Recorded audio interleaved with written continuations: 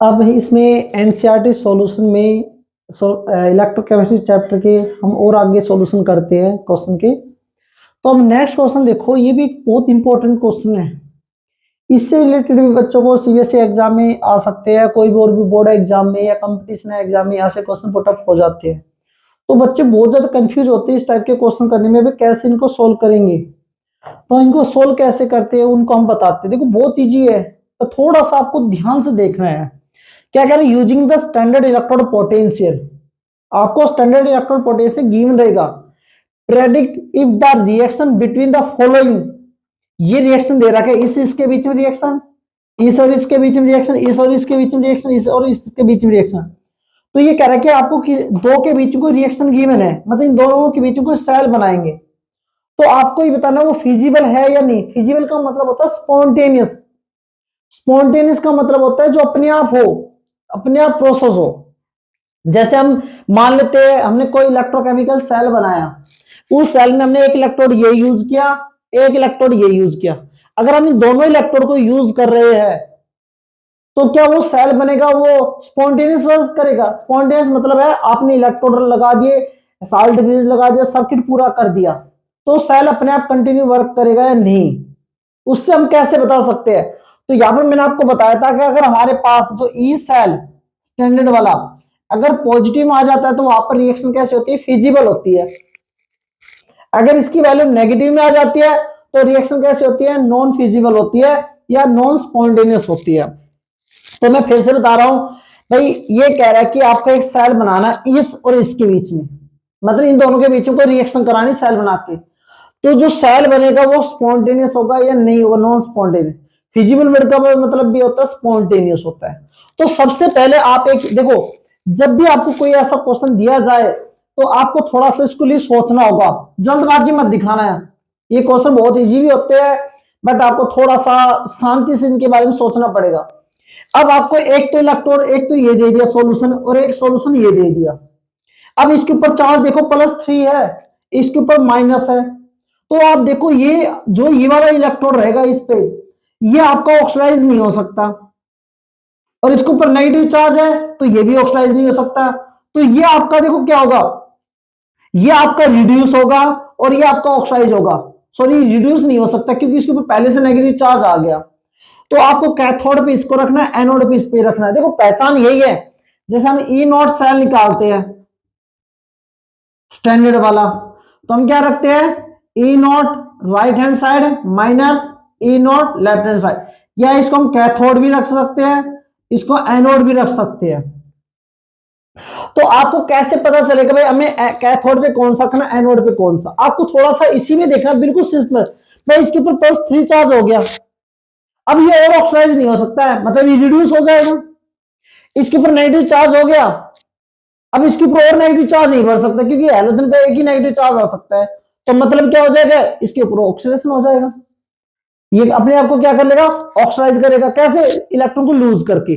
जैसे हमारे पास आयरन है, इसके ऊपर 3+ चार्ज है, तो ये एक इलेक्ट्रॉन को गेन कर लेगा, तो ये क्या बन जाएगा, Fe2 पॉजिटिव। आयोडीन है, इस पर नेगेटिव चार्ज है, तो ये इलेक्ट्रॉन को लूज करके क्या बन जाएगा, I2 बन जाएगा। बैलेंस कर लेंगे। तो आप देखो ये इलेक्ट्रॉन को गेन कर रहा है और ये इलेक्ट्रॉन को लूज कर रहा है, क्योंकि इलेक्ट्रॉन को गेन कर नहीं सकते इसके ऊपर। देखो अगर मैं चाह के भी इसके इलेक्ट्रॉन गेन कराऊं तो 2 नेगेटिव चार्ज नहीं आ सकता इस पे, क्योंकि आपको पता है हैलोजन पे -1 चार्ज होता है। तो आपको देखो इस पे क्या हो रहा है, रिडक्शन। इसके ऊपर क्या हो रहा है, ऑक्सीडेशन। तो आपको देखो कैथोड पे क्या होता है, रिडक्शन, और एनोड पे क्या होता है, एनोड पे क्या होता है, ऑक्सीडेशन होता है। अब देखो इनकी वैल्यू देखो, इसकी वैल्यू दे रखी है आयरन वाले की, ये वाली, तो हम ये वैल्यू पुटअप करेंगे 0.77 वोल्ट। अब इसमें देखो आयोडीन वाले की वैल्यू दे रखी है ये वाली। बट यहां पर जो वैल्यू आपको गिवन है वो थोड़ा सा सोचना, ये प्लस में गिवन है, ये किस में गिवन है, प्लस में गिवन है। अगर आप I2 जब यहां पर ये है ना जो दिखा रहा है वो रिडक्शन के बेसिस पे दिखा रहा है, बट यहां पर क्या हो रहा है, ऑक्सीडेशन, तो इसको साइन चेंज कर देना, इसका साइन चेंज कर देना। क्योंकि देखो I2 से नेगेटिव जा रहा है तो ये रिडक्शन के बेसिस पे है, रिडक्शन पोटेंशियल के बेसिस पे है, बट यहां पर क्या रहा है, ऑक्सीडेशन, तो आपको साइन चेंज करना पड़ेगा। जब आप साइन चेंज करोगे तो आपके पास ये वैल्यू आ जाएगी, प्लस हो जाएगा। इसको सॉल्व करके लिखोगे क्या आएगा, 1 या जब 1.31 वोल्ट, तो प्लस में आ गया। तो हम कहेंगे भाई ये जो रिएक्शन होगा, इससे जो सेल बनाओगे वो कैसा वर्क होगा, स्पॉन्टेनियस वर्क करेगा। इससे जो सेल बनेगा वो कैसा वर्क करेगा, स्पॉन्टेनियस वर्क करेगा। तो आप इजीली इसको लिख सकते हो। नेक्स्ट आता है हमारे पास इसका सेकंड पॉइंट वाला देखते हैं। सेकंड में आपको क्या क्या गिवन, देखो सेकंड में एक तो सिल्वर गिवन है और एक आपको कॉपर गिवन है। अब सिल्वर पे पॉजिटिव चार्ज आ गया तो मतलब ये खुद क्या होगा, रिड्यूस होगा, इस पे रिडक्शन होगा तो ये बन जाएगा। कॉपर पे कोई भी चार्ज नहीं है तो ये इस पे +2 चार्ज आ जाएगा इलेक्ट्रॉन को लूज करके। तो आपको पता चलिए सिल्वर पे तो क्या हुआ है, रिडक्शन, कॉपर पे क्या हुआ है, ऑक्सीडेशन। तो आपको सिल्वर को इधर रखेंगे और ऑक्सीडेशन वाले को इधर, हरदम ऑक्सीडेशन वाले को इधर रखे जाता है रिडक्शन, और इधर ऑक्सीडेशन वाला रखते हैं। अब कॉपर पे कितना चार्ज, सिल्वर पे कितना चार्ज होता है आपको पता है, वोल्ट है। माइनस में कॉपर पे कितना दे रखा है, ये वाली वैल्यू दे रखी है। तो अब इस वैल्यू को हम क्या करेंगे, यहाँ पर पुटअप कर देंगे। तो पुटअप करेंगे इसका साइन चेंज हो जाएगा। तो ये वैल्यू पुटअप करेंगे 0.80 प्लस में 0.34, इसको रखेंगे 1.14 वोल्ट, प्लस में आ गया। तो कहेंगे भाई इससे जो सेल बनेगा ना वो स्पॉन्टेनियस वर्क करेगा, वो फिजिबल होगा, यहाँ पर रिएक्शन इजीली प्रोसेस हो जाएगी।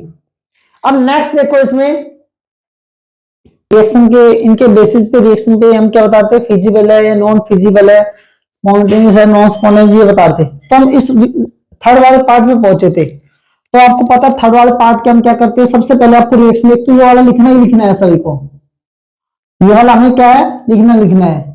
आपको इसमें एक पॉइंट बताऊंगा वो बहुत इंपॉर्टेंट याद रखना है, रिडक्शन कैथोड लिख लो या रिडक्शन लिख दो, इसके ऊपर माइनस में क्या लिखोगे, एनोड लिख दो या ऑक्सीडेशन लिख दो।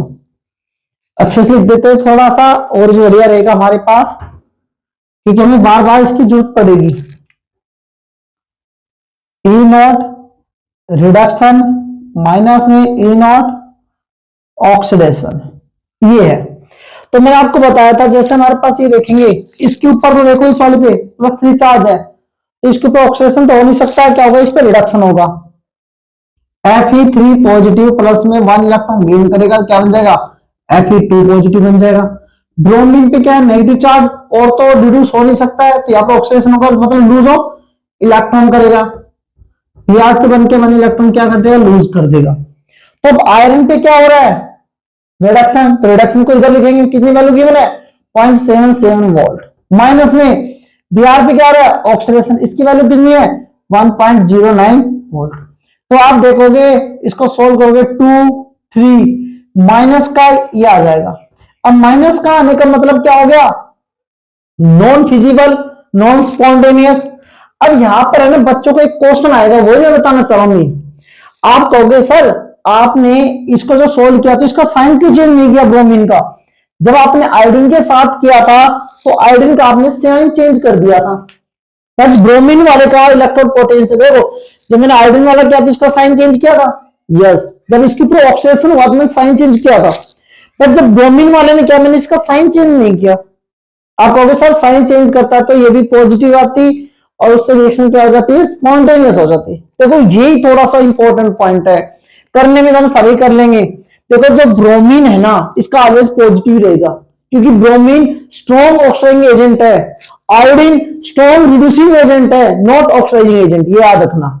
आप जब पी ब्लॉक चैप्टर पढ़ते हो तो उसमें हाइड्रोजन वाला टॉपिक आता है, तो उस समय आप थोड़ा अच्छे से देखोगे तो वहां पर ये पॉइंट लिखा होता है, फ्लोरीन ब्रोमीन क्लोरीन ये ऑक्सीडाइजिंग एजेंट होते हैं, बट आयोडीन क्या होता है, स्ट्रॉन्ग रिड्यूसिंग एजेंट होता है। इसलिए मैंने वहां पर इसका साइन चेंज कर दिया था, आयोडीन वाले का क्या कर दिया था, आयोडीन वाले का साइन चेंज कर दिया था, इसलिए मैंने यहाँ पर साइन चेंज नहीं किया, क्योंकि ये रहता है क्या ऑलवेज ऑक्साइडिंग एजेंट।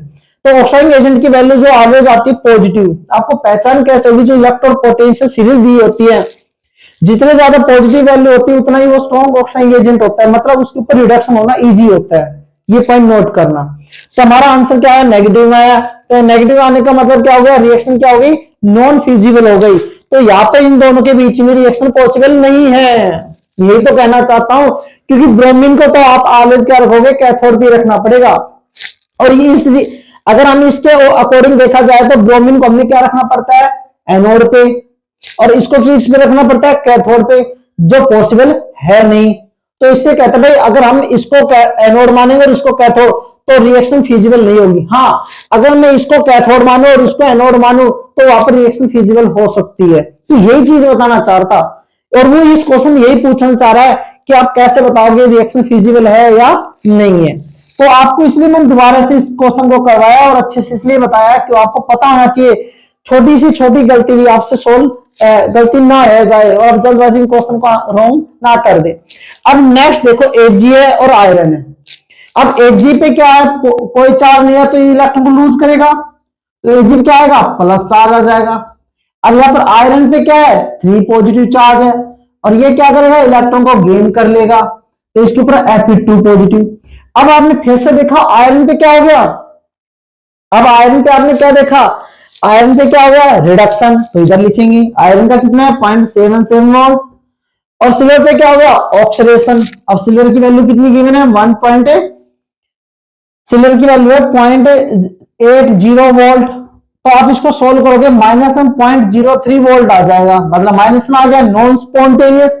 अब देखो मैंने सिल्वर के टाइम में भी इसका साइन चेंज नहीं किया है, क्योंकि आप जब उसमें टेबल में देखोगे सिल्वर भी एक ऑक्साइडिंग एजेंट होता है, सिल्वर भी एक स्ट्रॉन्ग ऑक्साइडिंग एजेंट होता है, और उसमें देखोगे तो इसकी जो इलेक्ट्रॉन पोटेंशियल हाइड्रोजन से पॉजिटिव की तरफ है।